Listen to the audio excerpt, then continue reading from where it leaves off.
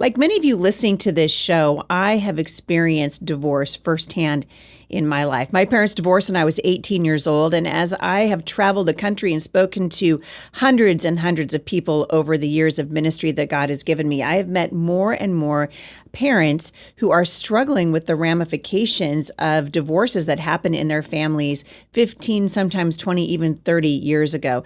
It's a different thing to be an adult child of a divorce. And today, my guest is going to talk about this. Kent Darcie is here with me. And I met him when we were speaking together at Pigeon Forge for Teach Them Diligently. And I was absolutely blessed and encouraged to see somebody tackling this really important topic. Kent is the founder of Adults with Divorced Parents Ministries. He's a licensed professional counselor in Southeast Michigan, and he is a speaker and the author of a new book called Choose a Better Path: Overcoming the Impact of Your Parents' Divorce.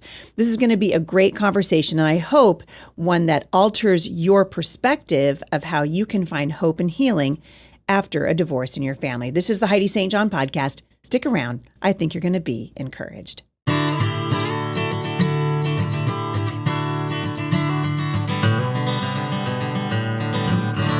So, Kent, welcome to the podcast. I'm glad you're here. It is so great to be with you, Heidi.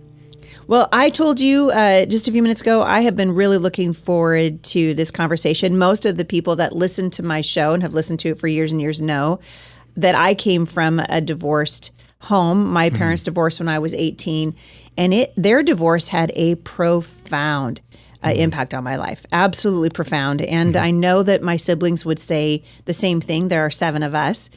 And it's interesting to me that even now as a 54-year-old woman, there are still things that I look back on and they really do still hurt. It's kind of an amazing thing. And I'm really glad that you're talking about this. So I've got so many things I want to ask you, but I really like to start out by just finding out a little bit more about you. Okay. Why is this topic so important to you? Where did you come from? Tell us a little bit about you, because this is your first time on the show, but I don't think it'll be the last.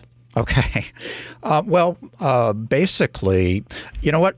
I want to do a couple of public service announcements before we start.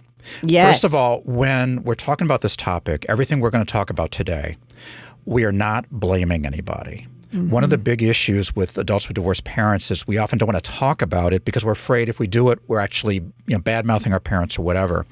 And Elizabeth Marquardt had a really great comment about that. She said, this is not about bashing our parents or knocking people who are divorced. This is about trying to prevent another generation from blindly walking down the path of divorce and not knowing why.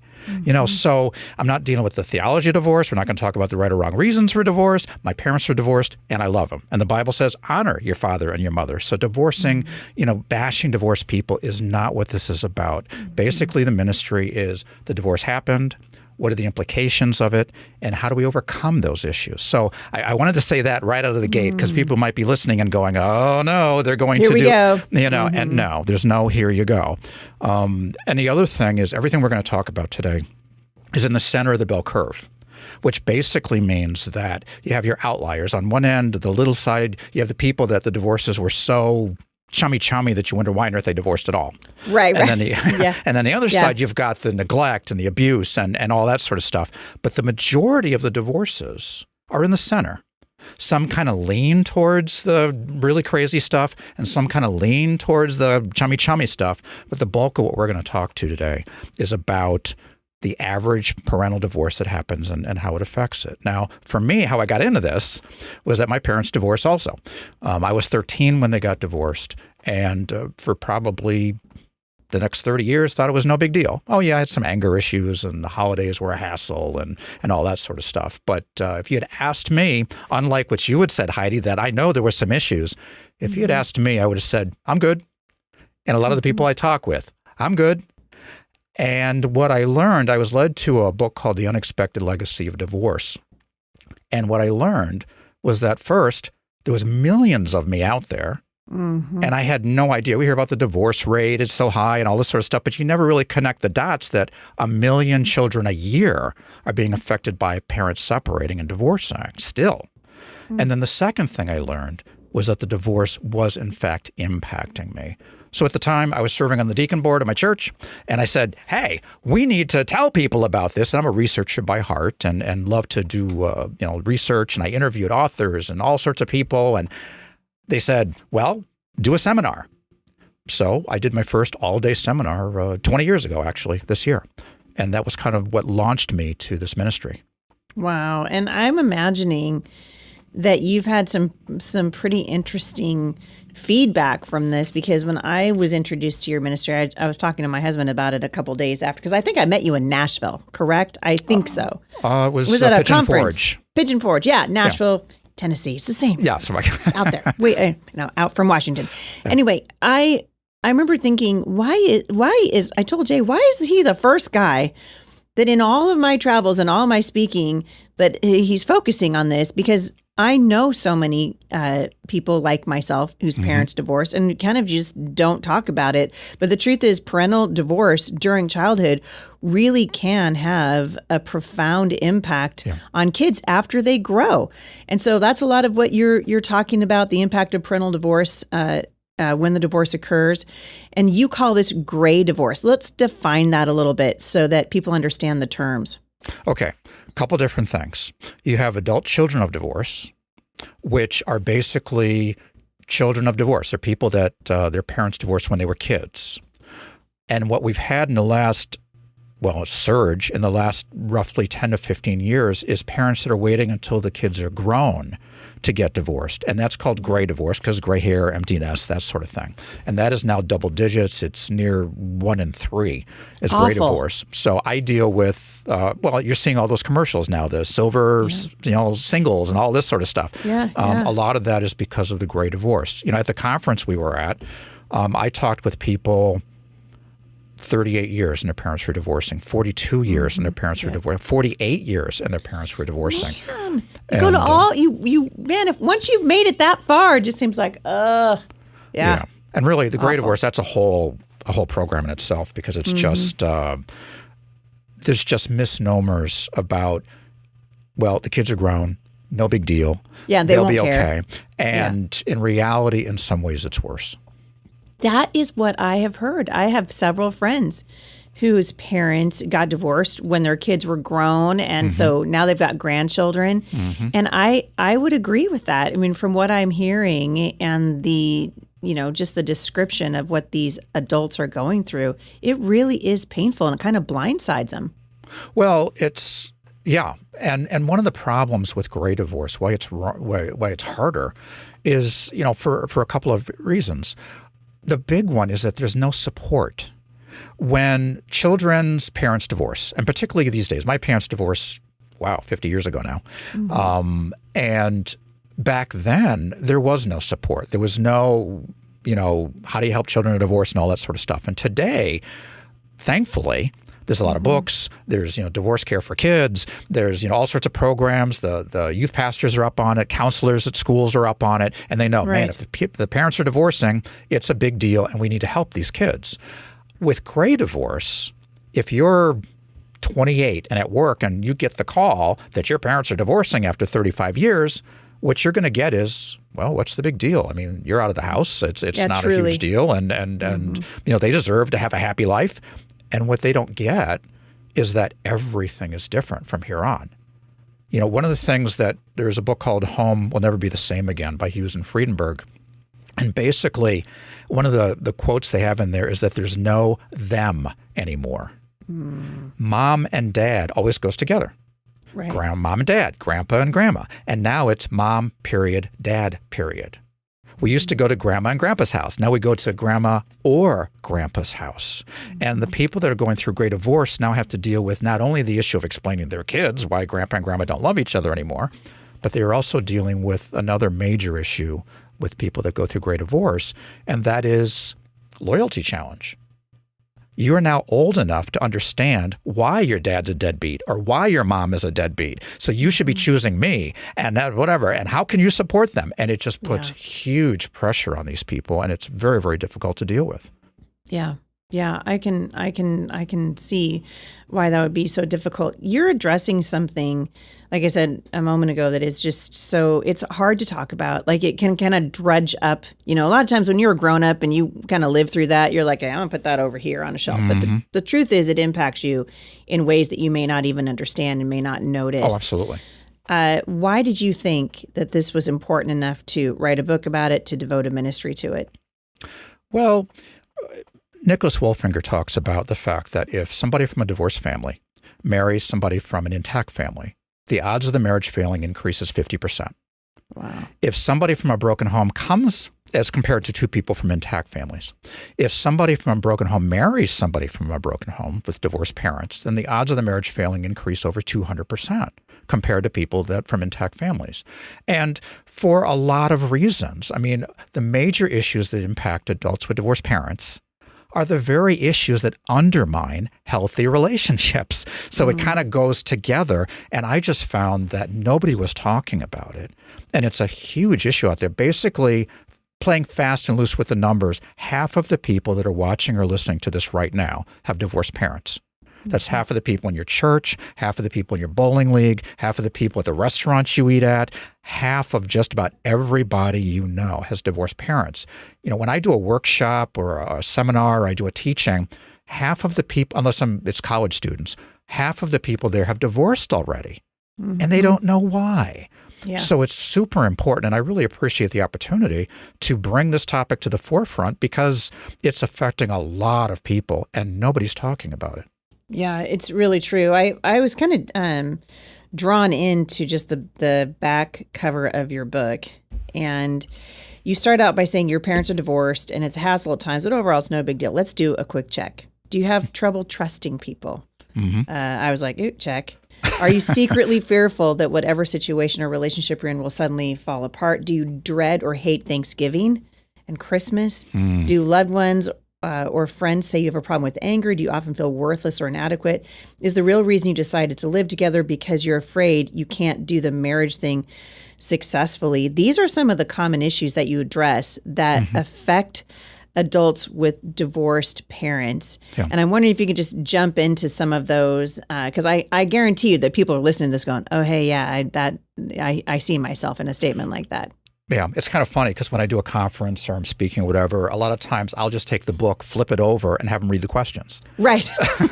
I mean, that's what drew me, and I was like, oh, hey, yeah. I mean, I think, the Lord's been good to me. My husband came from an intact family, and we've been married for coming up on 35 years. Awesome. And I look at what God has done in my life and consider it to be a miracle, right? That Jay and I have survived and not only just survived, but have thrived and have raised, a bunch of children, lots of them.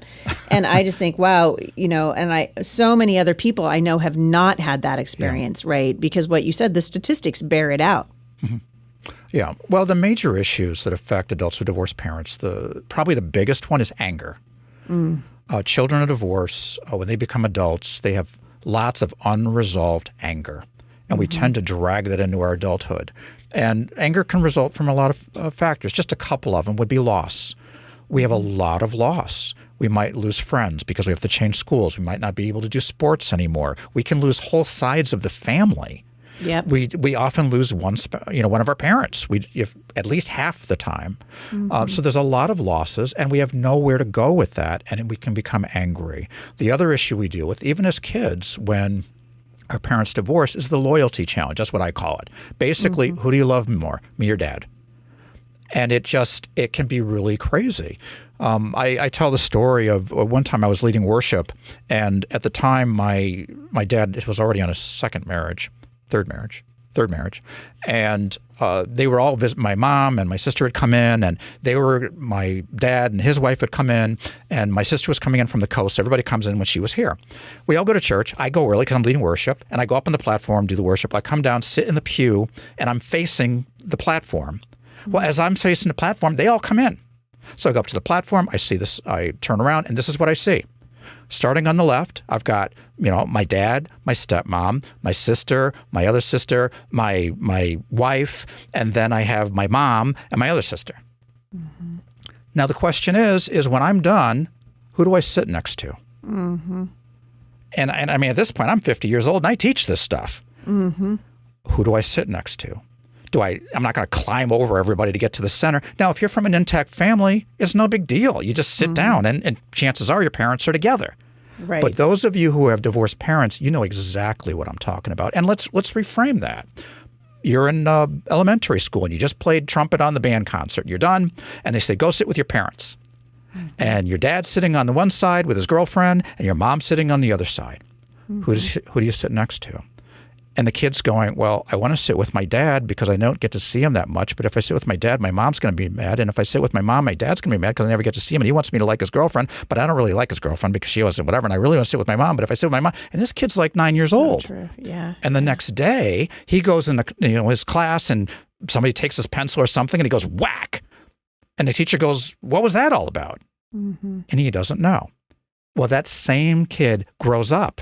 And that anger is still there. And he'll snap off or whatever, and he'll blame his boss or politics or whatever. But the reality of it is he still doesn't know. And that anger is still there, and it needs to be resolved. So anger is one of the big issues. Fears is another issue. Fear of abandonment, fear of conflict, fear of doom, fear of inadequacy or inferiority, fear of marriage. And it's kind of ironic because the Bible over and over talks it says, don't fear. Right. And yet we are full of fear. The fear of doom is really interesting. That was one of the things I mentioned, the unexpected legacy of divorce. That was the thing that really struck out at me. The fear of doom is basically waiting for the rug to get pulled out from you at any time. Mm-hmm. And basically, when you have somebody from an intact family, and the job's going good, the wife's going, the husband, the marriage is good, the kids are behaving, you kind of go, and you relax. Your anxiety level goes down. Mm-hmm. If you have divorced parents and the job's going good and the marriage is good and the kids are behaving and everything's going great, your anxiety level goes up because you're expecting it to fail. It's going to collapse. So what happens is Jesus offers us abundant life. I call that 0 to 10 life. 0 is really horrible. 10 is fantastic. But often when we have divorced parents, we live between 4 and 7. We're not going to get above 7 because we're only going to be disappointed anyway. Mm-hmm. And we don't get below 4 because we feel like if we really start to deal with what we're dealing with today, we're going to just lose it and just wad in a pot, in a pool of Jell-O or something. Mm-hmm. So we don't live that abundant life that Christ offers us between 4 and 7, but that's all based, on fears. Another issue is trust. We don't trust. We really make people trust us. And a lot of this becomes self-fulfilling prophecies. We poke them with a stick, poke them with a stick, poke them with a stick to see if they can trust them. We poke them, and eventually they go, I'm sick of this, and they leave. And they go, see, I knew I couldn't trust them. Mm-hmm. And we just, we just see the cycle kind of go. Another issue is it distorts her view of God. Elizabeth Marquardt, she wrote a book called Between Two Worlds. I think I mentioned that. And she showed all sorts of research about how we see scriptures differently.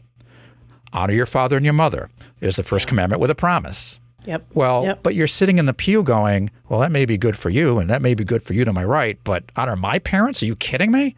Yeah. And we start to cherry pick what's actually applicable to us and what isn't. Mm-hmm. And we have to be very, very careful of that. And the last issue I'll touch here real quickly is father hunger. Father hunger is the missing dad, basically. And for guys, the question is, do I have what it takes to be a male? Because we lose that model. We lose that, whatever. And in society today, the whole anti-male thing is just really problematic. But also when there's a divorce, 70% of them are, initiated by the women. And it's not uncommon for the boy to hear her on the phone going, guys are always the same and I don't understand whatever and all this sort of stuff. And we lose our image of what is a guy. Mm-hmm. And for the women, it gets tricky. Because the women are wired to receive the answer to two questions. Am I beautiful and am I special? Mm-hmm. And when I say beautiful, I'm not talking about supermodel beauty. I'm talking about beautiful in the eyes of my dad. And special. Am I special to my dad? And divorce, even under the best of circumstances, the answer they get is no. The research shows that girls in particular receive the divorce egocentrically, that basically the dad didn't leave mom, he left them. If they had been prettier, if they had been smarter, if they'd just done whatever. And we know this isn't true. But that's how they kind of internalize it.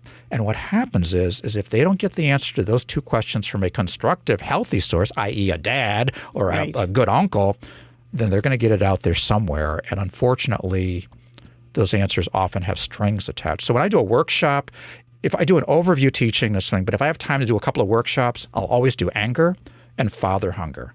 Because anger affects both, but comes out more destructively with guys. Father hunger affects both, but it comes out more destructively with the women. So what do you say to people who will recognize, okay, that's me, right? I'm struggling with that. That's sort of what you would call father hunger. Maybe she would frame it a different way because she couldn't put a name on it, or you recognize it's particularly. I mean, these things, like you said, I mean, you're in the middle of the bell curve because you could talk to women who have had abuse at the hands of their father, or the absent father who never seemed to care. Right. But how do you take a woman whose heart has been broken in that particular way and steer her toward hope and healing? When I do the father hunger workshop is one of the more powerful ones because it really hits the women. I can remember I was doing just an interview with a cassette recorder. It tells you how long ago it was. And we weren't even talking about that. We were talking about something else, and something I think, I never talk about father hunger. Well, what's that? Well, that's when the dad leaves and we miss them. And suddenly there's tears in her eyes. I mean, it was amazing just to see that. But when I talk to the women, one of the things that we talk about is that first we have to identify what the issue is. And then we have to identify where the healing comes from. And that comes from God. And I take them to Psalm 139.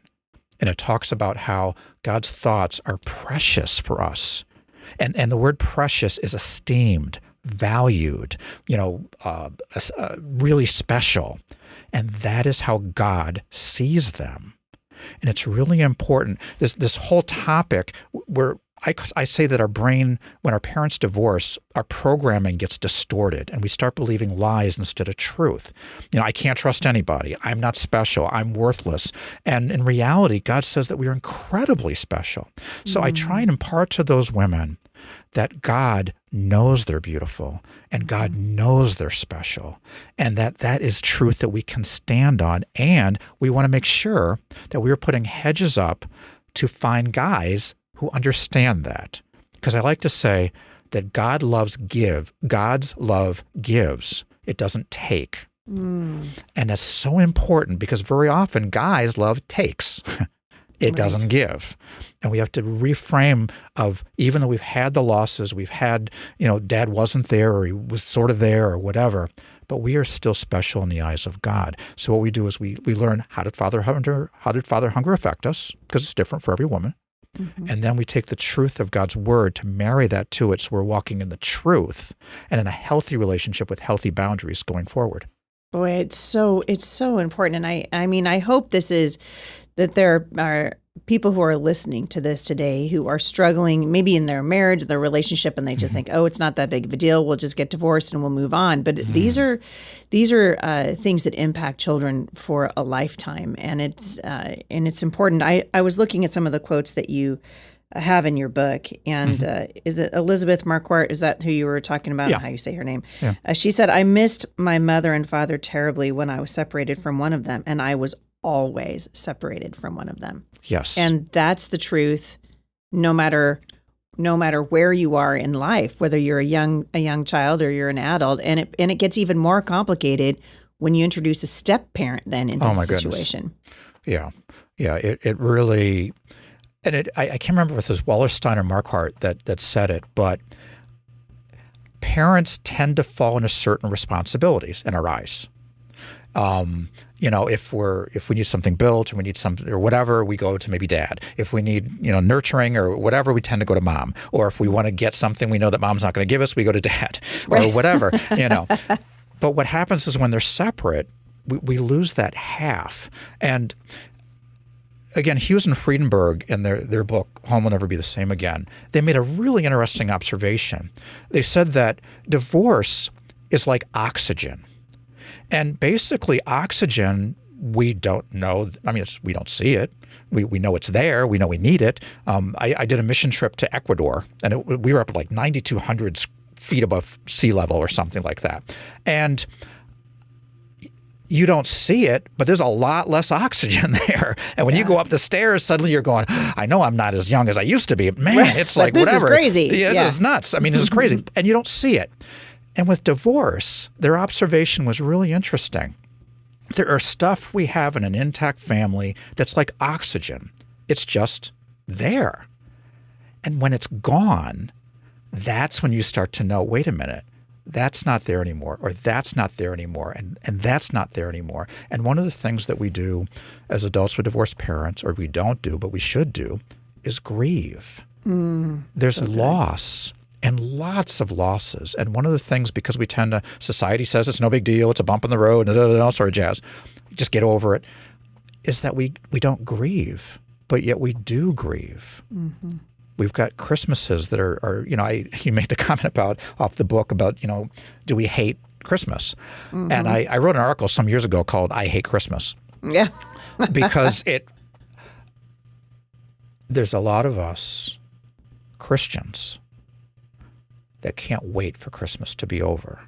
Mm-hmm. And it's like, wait a minute, this is the season of our Savior's birth, and we can't wait for it to be over because of all the grief that it comes from. You can always tell somebody who has divorced parents at that time of the year, because you just go, hey, what are you going to be doing for Christmas? And if they start with, they probably have divorced parents. Yeah, it's true, because they're, go see my dad on this day, and we're never, and it's true, Christmas is never the same again. I remember walking through a divorce of a family member very, very close to me, and divorce is just in my family. It's almost, I feel like it's just like in the DNA of my family. And I'll never forget, talking to this person and her telling me that in her estimation, divorce was worse than death, because if the person dies, then you've got closure, and instead you're living with rejection. And that's how she framed it to me. She said, I would have rather that there had been a death, because this feels like a rejection that I will never overcome. And I thought, what an interesting, like the reaction that she was having was a visceral reaction, because the truth is God made marriage to be a lifetime covenant. And when we misunderstand the precious nature and the covenant relationship that God intended between a husband and a wife, it really does have generational consequences. It does. And it's an interesting analogy that you raise, because in a lot of ways it's true. If somebody 48, the husband drops dead, aneurysm or something like that, it's a crisis. I mean, and the neighbors will step up, and the church will step up, and it's a crisis, and they'll make sure the kids are taken to the games or whatever, and all that sort of stuff happens. If that same guy leaves, support pulls out. Yeah. Families don't know who can we talk to. Neighbors, the small groups, all the social groups. Do we pick sides? Can we go with them without offending them? And all the support that we need pulls out. And additionally, that 40-year-old or 48-year-old that died, that wasn't his choice. When they divorce, it is purposely leaving. Yeah. So the rejection is real. And the death, although we have the anniversary, we have all the reminders and all that, it kind of fades over time. Guess what? Divorce doesn't go away. That's right. In fact, I think it was, I don't remember who said it, but basically they said divorce is a funeral that never ends. Boy. And I know it sounds kind of a downer and all that, but the reality of it is that many of the people listening are like I was. Denial.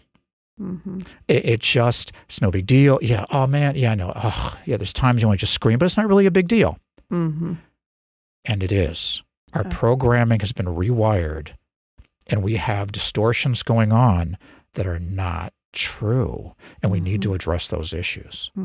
Yeah, it's so important. I'm wondering if you could speak to the spouse of someone who is married to an adult child of divorce. And maybe they're seeing things, I would imagine that there's someone listening to this today who's like, oh, hey, I didn't expect there to be any implications because when I married my wife or when I married my husband, they seemed just fine. But we're dealing with trust issues. We, clearly, and as we move along in our marriage, we see more and more of this. Do you address this in the book? And how can you encourage the spouse, somebody who's married to an adult child from divorce home?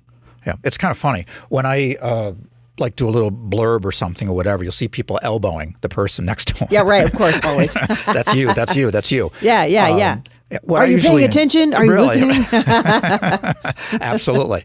What I normally do is I tell people, get the book and learn.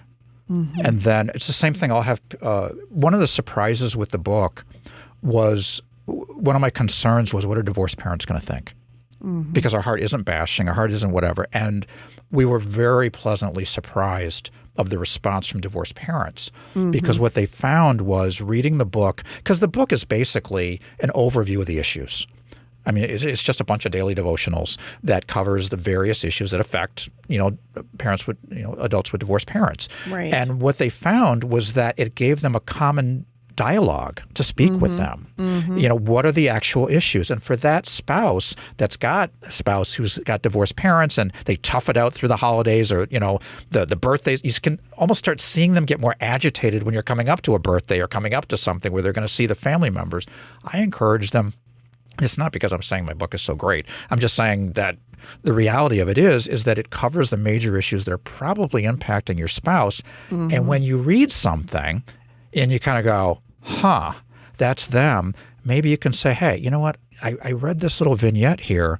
And it sounds an awful lot like what you've experienced. Can you look at this and tell me, is this kind of what you went through? And now you have that opening for a low conflict dialogue where we can kind of nudge our way into these issues, and ideally healing can come. Yeah, I agree. And I think, for as many years as my husband and I have been married, one of the things that he has done for me over the years, because it took me quite a long time to sort of process even where I was, how I was feeling, because of course my parents got divorced and then they got remarried and in some cases married again even after that. And one of the things that my husband did for me, which I thought was so powerful, was he just let me grieve. Like it was okay for me to not be okay. Yeah. And I think sometimes we want so much to help our spouse get over whatever it is that they're hurting about, that we just say, hey, that was a long time ago. Let's just look forward. But the reality is you have to be, and I think, that's part of what I'm seeing you write about in the book. You really have to be able to look this stuff in the eye and walk through it and sift through it. And boy, if you've got, if you're married to somebody who will allow you to do that and even walk through it with you, it's a pretty big deal. I want to say it might have been 1992 or 93. I went through a book called The Search for Significance. Oh, yeah. And it was life-changing for me because I saw myself in my father's eyes. And once my parents divorced, boy, I'll tell you, it was like your world just turns upside down on its head. And you have trust issues and all these things. And when I went through the search for significance, it was kind of, because the whole idea was to reframe the way I saw myself. And I love that you pointed out that healing comes from God. You're not going to get it from your spouse. Nope. You're not going to get it from, you're not going to get it by going back to those parents and trying to sift through what went wrong and all the things. It really does come from the Lord, and that is where our significance comes from. And I'm assuming you've seen the same thing. Oh, absolutely. Yeah, working through this process enabled me. It's kind of funny because a lot of times the concern is, well, if I go through this, I'm not going to love my parents anymore. I found the opposite. One of the things that I found was working through this process, I love my parents more because it freed me up from the anger and the bitterness and all that sort of stuff that kind of stands between us and love. And it enabled me to really have compassion for my parents. The other thing that spending 20 years dealing with this is that not only do I deal with the parents or with the kids, the adult kids, but I am also reading divorce stuff all the time. And I've dealt with divorced parents, and I'm a licensed professional counselor, so I deal with divorce and that sort of stuff. And I have seen the pain that divorced parents go through. It's real. So, yeah. And it's normally they say it's the second, from emotional level of pain, it's second only to the death of a spouse. It is very, very high up there. And as we had already mentioned, in some cases, ongoing wise, it's worse. Yeah, I think in many cases, I would say it's worse, especially if there continues to be animosity between the two parents and the kids are forever in the middle. It's just a horrific thing. I want to talk about your book for a minute because we've got about 4.5 minutes left. I want to talk about this because you wrote a book, Choose a Better Path. And I'm curious what you're hearing back from it. How is your book impacting adults who have been struggling through kind of reconciling their feelings about their divorced parents and going forward? It's been really exciting because, again, it's a user-friendly book. It's not a book you have to read all these pages and stuff. It basically is a bunch of vignettes, a story. It has a story or narrative, then it'll have a little prayer section and a little journaling section, and it just covers the major issues that affect affect adults with divorced parents. So the response has been very positive as far as I had no idea that was going on. I thought I was the only one that this was affecting. And, it's been very, very positive.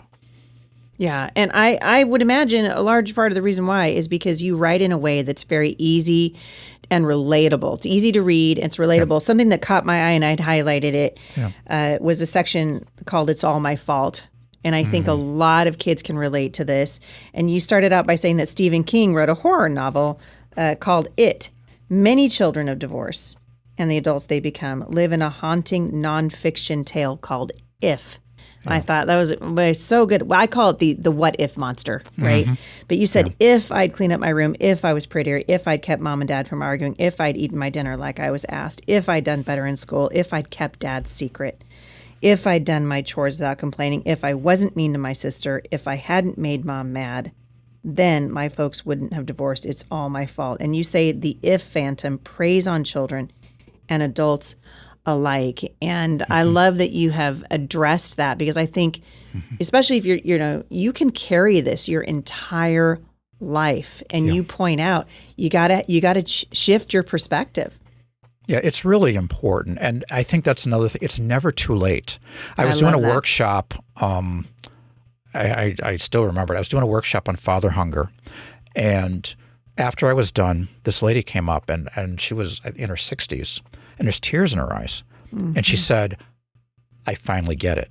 That's what the struggle has been. And it's so wonderful to see that because now, guess what? Now there's a new beginning. We know what the lies are. We've shined the light in the darkness. We can now walk in the truth. And that's so exciting. And I love the opportunity to help people do that. The other thing I love about this is that you have taken great care to point people back to the Lord through the entire book. And you do it here too, saying that the bottom line of what I would call the what if monster is illustrated by the words of Joshua used when he challenged the Israelites, choose this day who you will serve. Joshua was saying, serve the one true God or serve false gods. Our parents had a similar choice, serve God or serve the God of self. And then you say a section, a moment with God, and you pray, Lord, help me to dismiss the ifs that haunt me sometimes. Help me to realize that they are lies and that my parents' choice to divorce was their own.